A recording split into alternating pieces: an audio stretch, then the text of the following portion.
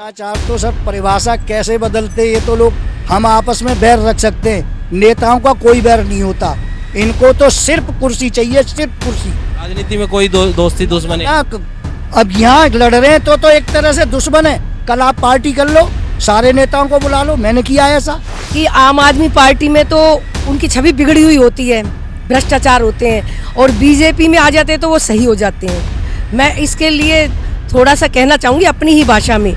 कहते हैं ना कि यदि लोहे को पारस से स्पर्श मिल जाए तो वो सोना बन जाता है। और दूसरा कि नदी नाले का पानी यदि गंगा जी में जाके मिल जाए तो वो गंगा जल बन जाता है, उसका अपना महत्व जो है ना खत्म हो जाता है। ध्यान होगा आपको, अटल बिहारी वाजपेयी जैसा नेता इलेक्शन आ गया।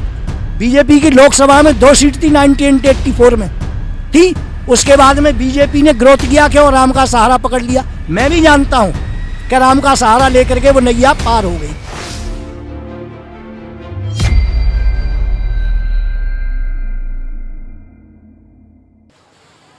क्या नाम हुआ आपका? जयशील गुप्ता। गुप्ता जी, मुझे ये बताएं, अब क्योंकि चुनाव है, आप तो जागरूक वोटर हैं, सारे समाचार भी सुनते हैं, सब न्यूज़ भी देखते हैं, क्या लगता है कि इस लोकसभा क्षेत्र की बात करें, एक तरफ सहीराम पहलवान इंडिया गठबंधन के उम्मीदवार, दूसरी तरफ रामवीर बिदुड़ी बीजेपी के उम्मीदवार, दोनों के बीच में क्या लगता है? रामवीर सिंह बिदुड़ी को जीतना चाहिए 101%। क्या कारण है सर? स्वच्छ छवि है उनकी, और इतने टफ विधानसभा में जब केजरीवाल 62 सीट जीते, 63 सीट जीते, 62 जीते, उसे 67 जीते, तब भी वो जीते, उस चुनाव में भी जीते दोनों बार, और विपक्ष के नेता भी हैं और ईमानदार व्यक्ति हैं, अनुभव बहुत है उनको, और सहनशील आदमी है, काफ़ी सहनशील है, बदतमीजी नहीं करते किसी के साथ। इसलिए मेरे हिसाब से तो उनको जीतना चाहिए 100%। मतलब उम्मीदवार जो है उसकी छवि को देखकर आप ये मानते हैं, या फिर पार्टी का भी कोई रोल है इसमें? नहीं, पार्टी का रोल तो है ही है, मोदी जी का रोल तो है ही है, इसमें भी कोई शक नहीं है। वो 110% है। फिर भी एक उम्मीदवार भी लोग देखते हैं, 10-5% उम्मीदवार के भी चक्कर में वोट बढ़ जाते हैं। अब कोई बदतमीज नेता दे दो जिसको तमीज़ नहीं है बोलने की, तो नेचुरल है 2-4% तो वोट कम हो ही जाएंगे उसके। चाहे मैं ख़राब करूँगा, 2-4 अपने रिश्तेदारों के ख़राब कर दूँगा। इट इज़ पॉसिबल, और आप भी जानते हैं कि होता ही है नेचुरल। और उम्मीदवार जो दूसरे उम्मीदवार हैं सहीराम पहलवान, उनको किस तरीके से देखते हैं आप? मेरे से कभी परिचय नहीं है वो, लोग कहते हैं ठीक ठाक है उनकी भी छवि, ऐसी बात नहीं है। परंतु रामवीर सिंह बिदुड़ी परिचय उनका पहले कभी हुआ 28-30 साल पहले कभी मिले होंगे हमसे, जब विधानसभा उस 93 में चालू हुई थी, जब मिले थे कभी। बाकी उनके बारे में रिकॉर्ड हम सुनते हैं कि बढ़िया लीडर है वो, और विपक्ष के नेता भी हैं। क्योंकि आपके यहाँ से पहले जो सांसद थे वो रमेश बिदुड़ी थे, क्या उन्होंने ऐसा कामकाज इलाके में कराया जिसको देखकर पब्लिक ये भी वोट करे कि सिर्फ उम्मीदवार नहीं, कामों को देखकर भी थोड़ा विश्लेषण किया जाए? मोदी जी के आधार पर तो वही जीता, नहीं मेरे को नहीं लगता वो जीतता, क्योंकि उसकी इतनी बढ़िया छवि नहीं है। मैं स्पष्ट बोल रहा हूँ ऑन कैमरा, आपका लाइव कर दो बेशक। उन्होंने पार्लियामेंट में भी कुछ ऐसा किया?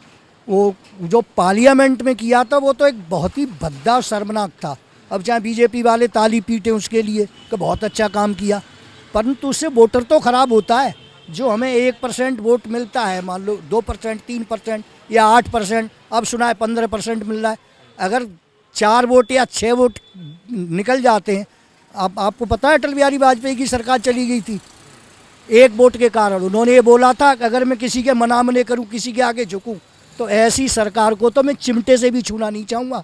ये स्टेटमेंट है अटल बिहारी वाजपेयी की। 1 वोट के ही कारण ही थी। अगर 2 वोट भी, और यही इलेक्शन है, आदमी 1 वोट से हार जीत होती है। हमारे SCL गुप्ता ही 700 वोटों से हारे। अगर वो 350 वोट इधर उधर ट्रांसफ़र हो जाते तो सरकार बीजेपी की बन जाती उस समय। कहाँ से आता है ये भ्रष्ट आदमी? दुनिया का सबसे भ्रष्ट आदमी नहीं आता यहाँ। कौन? केजरीवाल। अब जैसे केजरीवाल जो है वो आरोपों को लेकर अंदर हैं कुछ, तो क्या इस बात का भी चुनाव पर फर्क पड़ रहा है? बिल्कुल फ़र्क पड़ेगा सर। देखिए, आप वेल एजुकेटेड हैं, आप ऑन कैमरे लाइव कर रहे हो मेरे को, कहीं ना कहीं कुछ तो है। वैसे लोग तो कहते हैं कि मोदी जी ने बहुत गलत काम किया। अरे मोदी जी ने तो 14 में ही बोल दिया था कि मैं भ्रष्टाचारियों को छोड़ूंगा नहीं किसी भी हालत में। जितने देश का पैसा लूटा है एक एक पाई लौटाना पड़ेगा और गरीबों में बट जाएगा।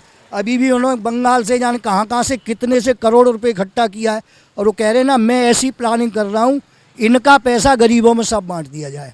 ये जी ने 15 लाख वाली भी बात कही थी पहले चुनाव में, चुनावी जुमले। दोबारा से वो वाइट निकाल के देखो, 15 लाख उन्होंने ऐसा नहीं कहा था कि मैं आपके खाते में ही ट्रांसफर कर दूंगा 15 लाख रुपए। कैसे आने दे हैं उन्होंने ये कहा था कि आदमी को 15 लाख रुपए उन्होंने कहा था, पर ऐसे नहीं कहा कि डायरेक्ट मतलब ट्रांसफर हो जाएंगे। क्या लोगों को कुछ न कुछ मिलता रहेगा, कुछ न कुछ मिलता रहेगा। इतना लोग अपने खाते चेक करते रहते हैं रोज बैलेंस कि कब आएगा कब आएगा। देखो वो किसी ने कह दिया ये जुमला हो गया और नेचुरल है, अब फ्री की रेबड़ी बांट दो।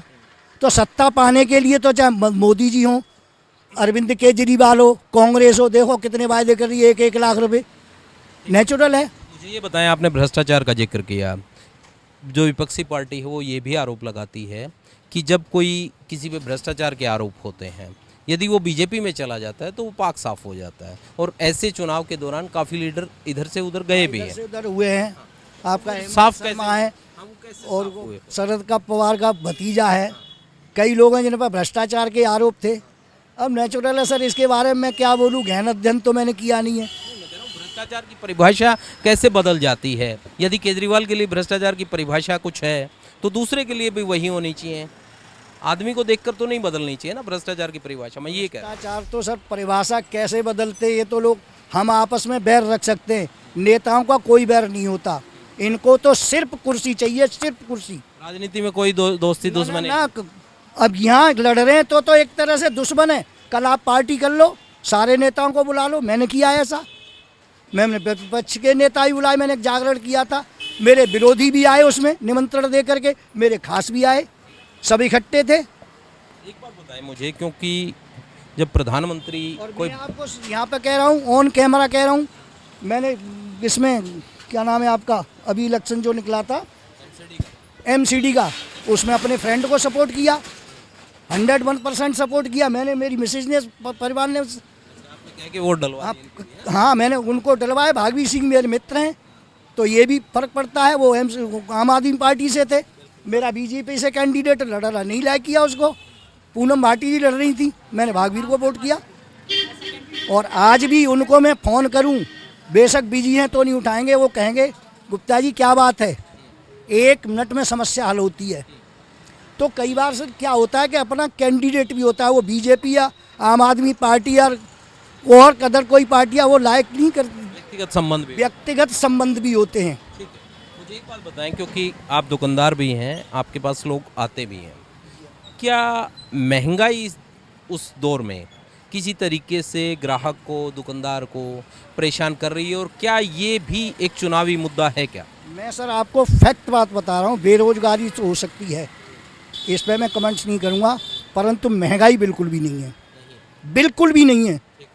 आप आज से पहले जिस चैनल में सर्विस करते थे, हो सकता है 10,000 सैलरी हो, 15,000 सैलरी हो, 20,000 हो, आज कम से कम आपकी सैलरी 50-60 हज़ार से ऊपर होगी मेरे हिसाब से, और ज़्यादा भी हो सकती है। क्या महंगाई है सर, बताइए क्या महंगाई है? मुझे कह रहे हैं कि महंगाई के प्रोपोर्शनेट में कमाई बढ़ गई है। बिल्कुल 100%, 101%। अगर मैं देखिए सर, आज आटा बिक रहा है 35 रुपये, 30 रुपये, 32 रुपये।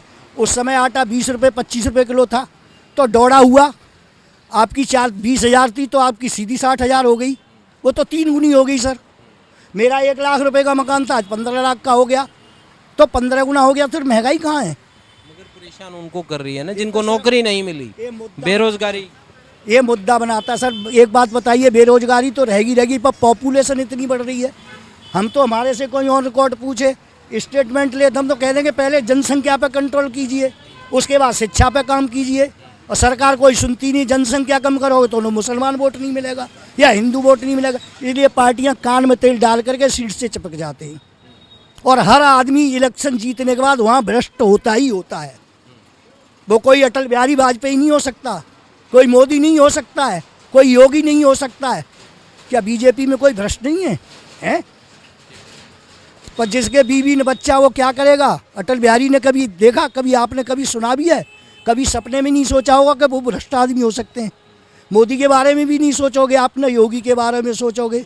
कह रहे हैं वो जो इलेक्ट्रोल बॉन्ड वाला है उसमें काफ़ी हेरफेर कर लिए बीजेपी। देखिए बिल्कुल गलत बात है सर, बिल्कुल 100% गलत है। कैसे बताएं? मेरे से प्यार मोहब्बत करते हो, मैं कल को इलेक्शन में चला जाऊं, आपने लगाने 50,000, फिर कोई यार गुप्ता तो मेरा फ्रेंड है, हारेगा हार जाएगा, जीतेगा जीत गया तो मेरे को लाख रुपए दे दूं, 10 लाख दे, कौन पूछ रहा है? फिर आप बताइए, करते भी हैं, आज भी ऐसा ही करते हैं।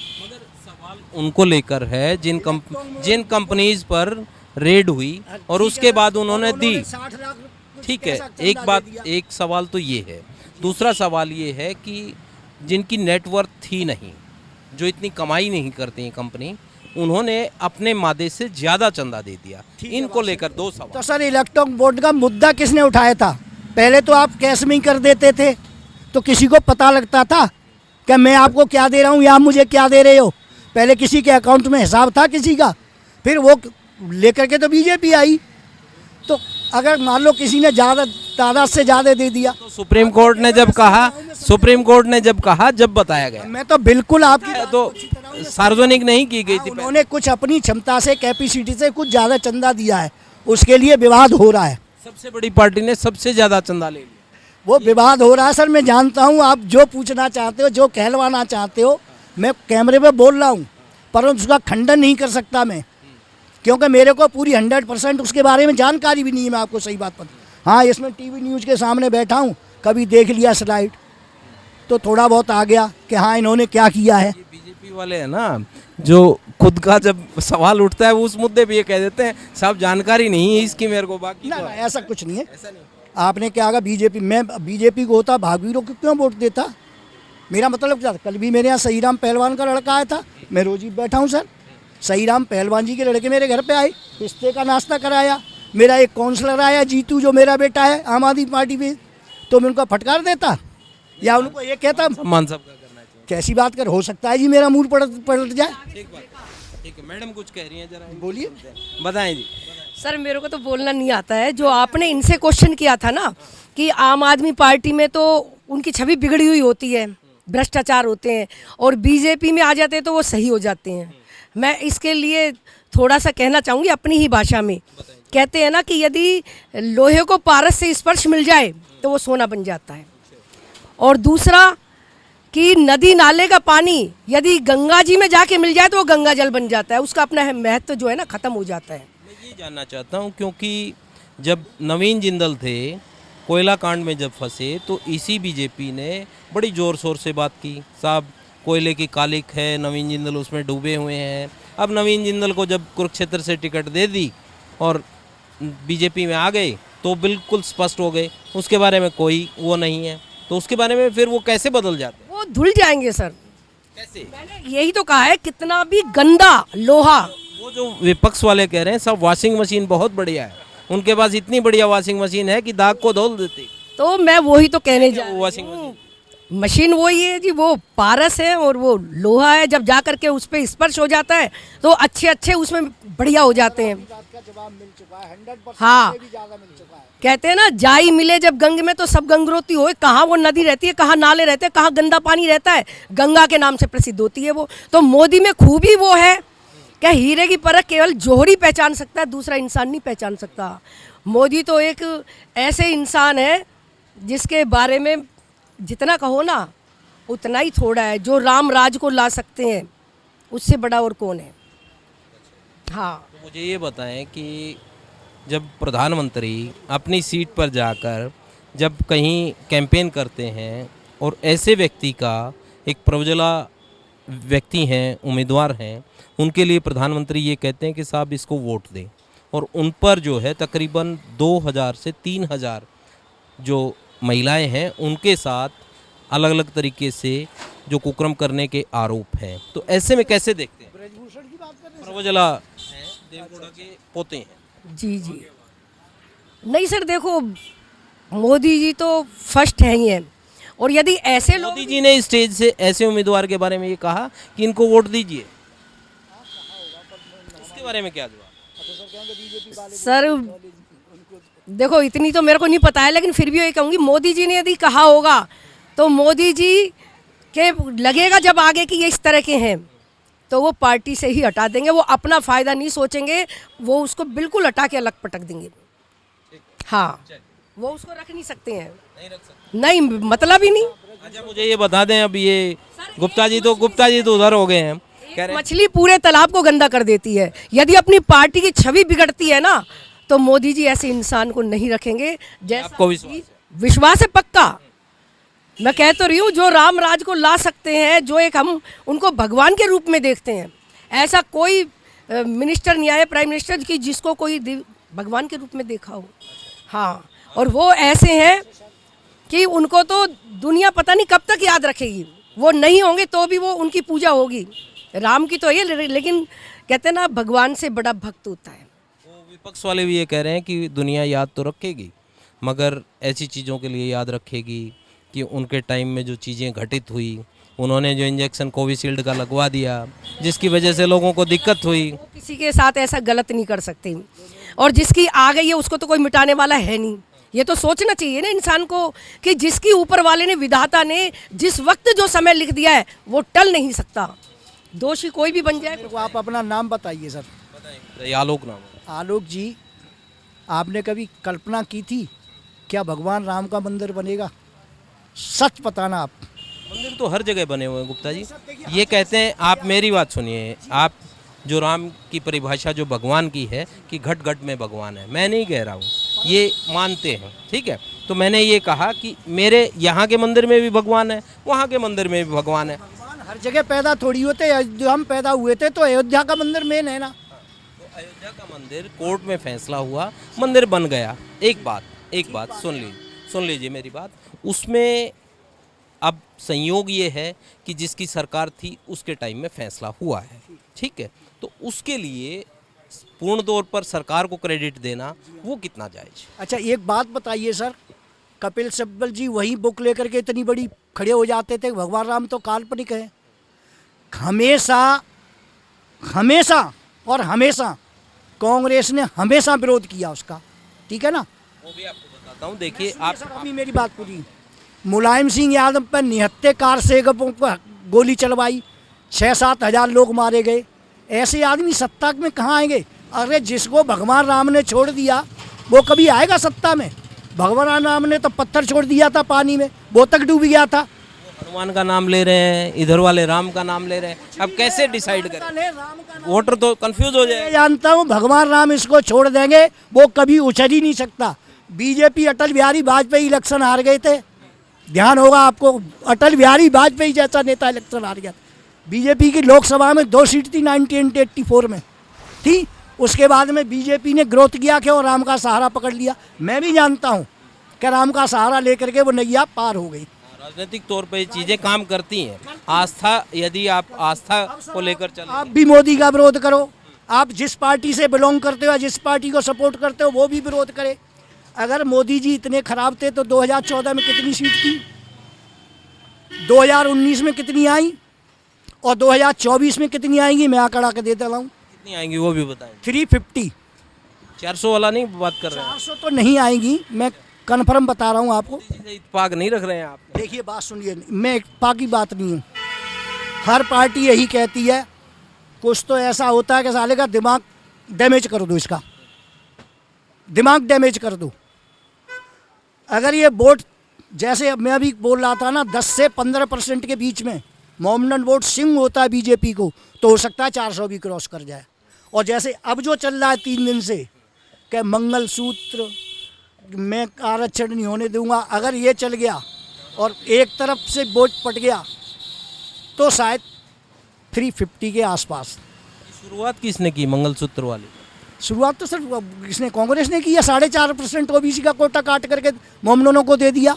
ये कह रहा हूँ, इन बयानों की जब शुरुआत हुई गुप्ता जी, तो प्रधानमंत्री ने एक राजस्थान में बयान दिया। उन्होंने मनमोहन सिंह ने स्टेटमेंट दिया था कि माइनॉरिटी का पहला हक मुसलमानों का हिंदुस्तान की संसाधनों पर। उसके बाद ये बहस शुरू हुई। उसके बाद वो कांग्रेस ने उसमें घोषणा पत्र में शो कर दिया। वो घोषणा पत्र में शो कर दिया तो बीजेपी वालों ने पढ़ा। हमने तो घोषणा पत्र आज तक नहीं पढ़ा, बाद में पढ़ा है मैंने तो कि इन्होंने क्या किया है। अब उस बात को कौन मान लेगा जी? आप मान लोगे? आप मेरे सर पे हाथ रखे कह दो मैं तो आपसे उम्र में बड़ा हूँ सर, मेरे आप पे सर पे दे दो, आप अपना कोटा कटवा लोगे क्या?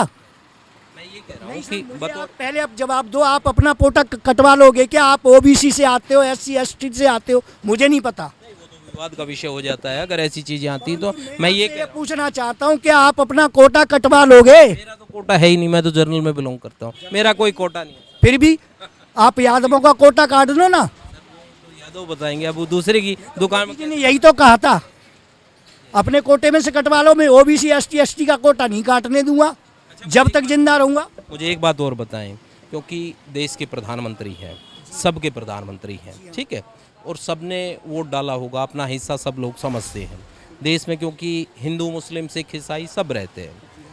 स्टेज से ये कह देना कि वो ज़्यादा बच्चों वाले हैं या इस टाइप की चीज़ें, ये टोन कितना आपको ये लगता है कि बतौर प्रधानमंत्री ऐसी शब्दावली का प्रयोग होना चाहिए या नहीं होना? इस बात का जवाब पहले व्यक्तिगत तौर पे गुप्ता जी, मैं व्यक्तिगत तौर पे आपको जवाब दे चुका हूं कि जनसंख्या नियंत्रण नहीं होगा जब तक बेरोजगारी भी नहीं घटेगी। जनसंख्या के लिए सिर्फ वही वर्ग जिम्मेदार है, बाकी नहीं है क्या?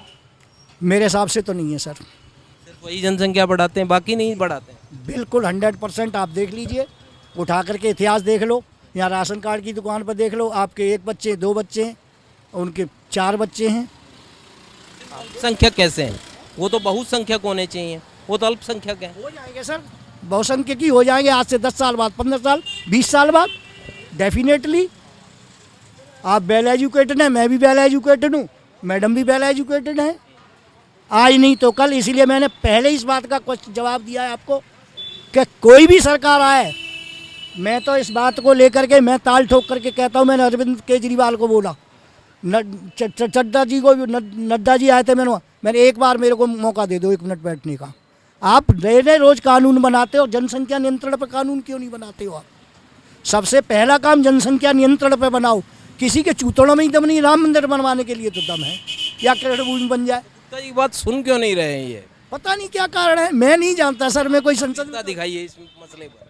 सर मैं क्या करूं, मैं तो 65 साल की उम्र हो गई, पढ़ा लिखा जरूर हूँ, इलेक्शन मैं नहीं लड़ सकता, जा मैं नहीं सकता। आप क्यों नहीं लड़ सकते साहब? सब आपकी उम्र के इलेक्शन लड़ते हैं, आपको भी लड़ना चाहिए। ये तो लोकतंत्र में यही तो खासियत है। राजनीति में कोई रिटायरमेंट नहीं है साहब, कभी भी चुनाव लड़। दूर गए तो सब घर और बर्बाद हो जाएगा। Thank you sir. मैडम ऐतराज नहीं कर रही है आपके चुनाव लड़ने। बहुत बहुत धन्यवाद सर आपके लिए, सर झुका करके।